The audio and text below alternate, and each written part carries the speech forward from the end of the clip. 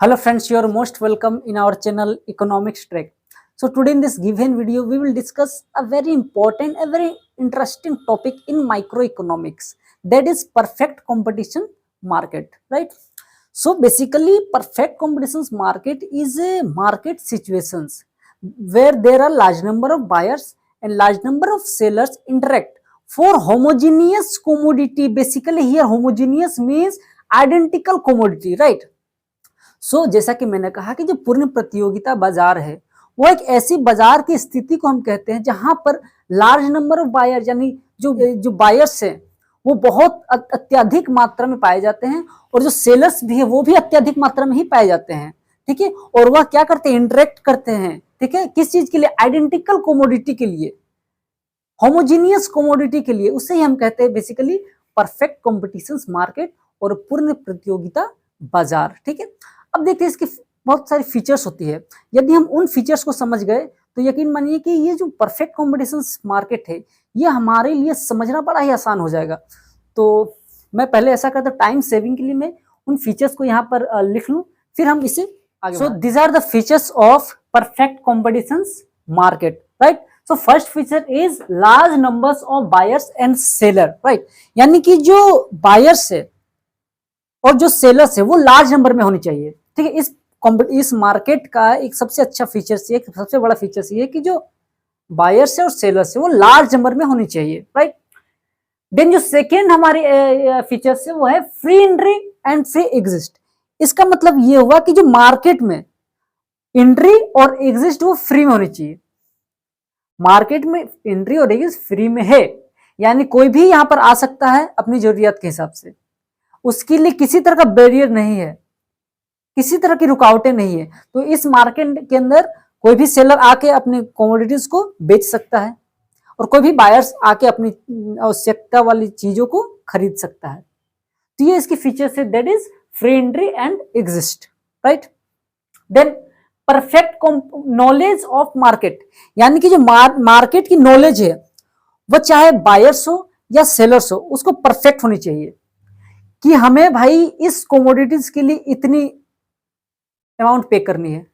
यह जो बायर्स जो खरीदने वाली है उसके पास फुल नॉलेज होनी चाहिए, यानी कि फुल नॉलेज उसके पास होनी चाहिए, चाहे बायर्स हो या सेलर्स हो। सेलर्स को भी ये नॉलेज पूरी तरीके से होनी चाहिए कि किसी कोमोडिटीज को मार्केट के अंदर कितनी बेचनी है।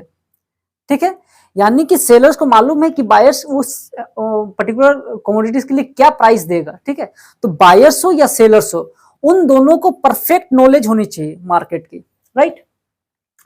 देन परफेक्टली इलास्टिक डिमांड, इस मार्केट में जो डिमांड है उसमें परफेक्टली इलास्टिक रहेगी। डिमांड कुछ इस तरह से होगी जैसे ये हमारी वाई एक्सिस, ये एक्सिस है, this is X axis, this is Y axis.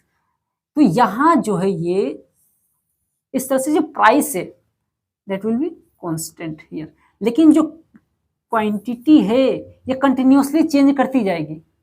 Q है और ये पी है, यानी कि प्राइस जो है वो सेम प्राइस है, प्राइस सिंगल प्राइस है इस मार्केट के अंदर, लेकिन जो क्वांटिटी है उसी सेम प्राइस पे हम लोग कितना भी कमोडिटीज को परचेज कर सकते हैं, खरीद सकते हैं। ठीक है, तो यह थी क्या हमारी परफेक्टली इलास्टिक डिमांड, यानी कि जो डिमांड है उसमें इलास्टिसिटी बहुत अत्यधिक रहेगी।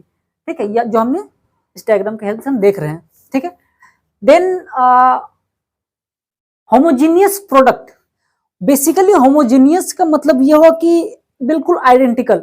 इसे बेहतरी से समझाने के लिए मेरे पास ये देखिए, ये टोमेटो सॉस है मेरे पास। ठीक है, ये टोमेटो सॉस या फिर ये टोमेटो सॉस का बात करूं मैं, इन तीनों ही टोमेटो सॉस की जो नेचर है वो क्या है, होमोजीनियस नेचर की है। वो तीनों सेम है, प्राइस भी सेम है इसकी, इसमें जो क्वांटिटी है वो भी सेम है, इसमें के अंदर जो भी चीज है उसकी कलर्स भी सेम है। तो इसे ही कहते हैं बेसिकली होमोजीनियस या आइडेंटिकल, जो बिल्कुल एक तरह की होती है, किसी तरह का इसमें भिन्नता नहीं पाई जाएगी इस कमोडिटी में। ठीक है, तो इसे कहते हैं हम आइडेंटिकल कमोडिटीज और homogeneous commodity, right? Now next sixth point is average profit, यानी कि जो परफेक्ट कॉम्पिटिशन मार्केट है यह एक ऐसी मार्केट है जहां पर जो प्रॉफिट है, जो बायर्स जो भी प्रोड्यूसर्स है, जो भी सेलर्स है, उसकी जो प्रॉफिट वो एवरेज प्रॉफिट ही रहेगी, ठीक है। क्योंकि जैसे ही प्रॉफिट मैक्सिमाइज करती जाएगी, एवरेज प्रॉफिट के अबोव जाती रहेगी प्रॉफिट, तो क्या होगा, बहुत सारे बेचने वाले और भी मार्केट में एंट्री करेंगे, क्योंकि हम जान रहे हैं कि जो एंट्री है वो फ्री एंट्री है।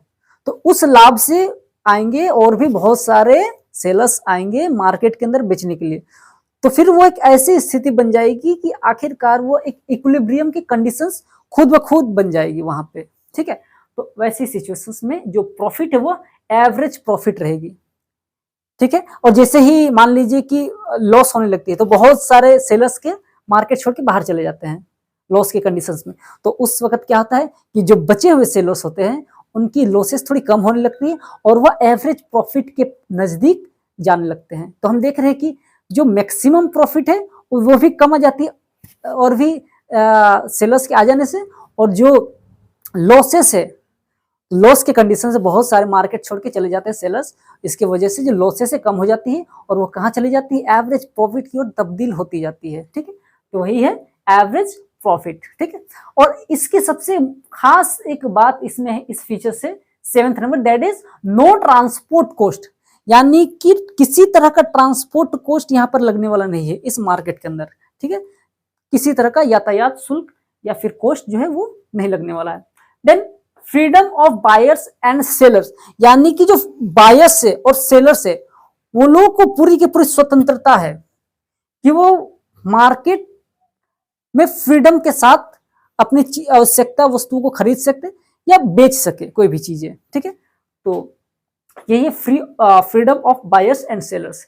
Then 9th point is one price, यानी कि जो होमोजीनियस प्रोडक्ट है, ठीक है, वह होमोजीनियस प्रोडक्ट के लिए प्राइस लेवल सेम रहेगी। जैसा कि मैंने कहा कि ये प्रोडक्ट है इसके लिए भी सेम प्राइस होगी, इसके लिए भी सेम ही प्राइस होगी। ऐसा नहीं होना चाहिए कि प्राइस वेरिएशन हो, ठीक है, नहीं तो ये मार्केट फेल कर जाएगी, ठीक है। तो प्राइस जो है वो वन प्राइस, पूरे मार्केट के अंदर प्राइस सेम रहेगी आइडेंटिकल प्रोडक्ट की, ठीक है। देन नो सेलिंग कॉस्ट, यानी कि इसमें सेलिंग कॉस्ट भी लगने वाला नहीं है सेलर्स को, राइट, यानी कि सेलिंग कॉस्ट इसमें बिल्कुल नहीं लगने वाला है। Then AR and MR equal price, जो AR है और MR है वो प्राइस के बिल्कुल इक्वल होने चाहिए।